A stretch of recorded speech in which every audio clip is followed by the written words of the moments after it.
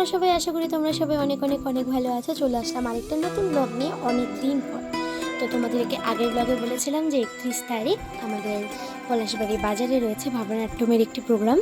তো সেখানে কারা কারা এসেছিলে গতকালকে অবশ্যই কিন্তু জানাবে নাটকগুলো কেমন হয়েছে সেগুলো জানিও।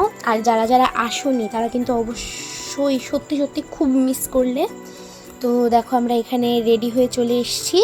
দেখো সবাই কিন্তু আমাদের এখানে ড্রেসের থিম ছিল, মানে যারা যারা উদ্বোধনী সঙ্গীতে আর কোরাস একটা গান ছিল সেই গানে আছে, তাদের ড্রেস থিম ছিল হলো গিয়ে রেড অ্যান্ড হোয়াইট।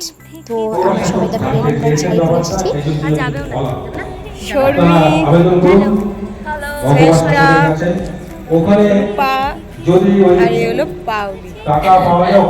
তাহলে কি হচ্ছে আমাদের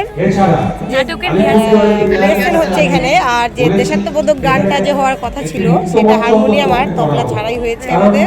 তাহলে কেমন হয়েছে গানটা? একদম ফালতু, আমরা মানে এক্সপেকটেশনের বাইরে। আমরা এত প্র্যাকটিস করলাম, এত সুন্দর করলাম, কিন্তু আজকে সব লাটে চলে গেল।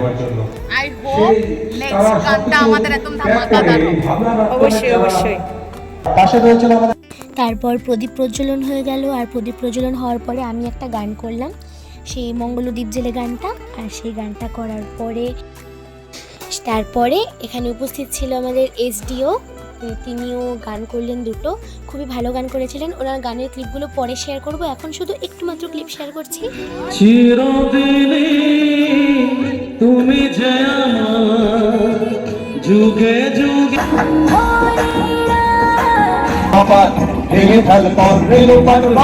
নাটক শুরু হওয়ার আগে কতগুলো নাচ আর গান হয়ে গেছিলো, তারপরে শুরু হয়ে গেল নাটক। এটা হলো গিয়ে শেষ নাটক ভ্রূণ।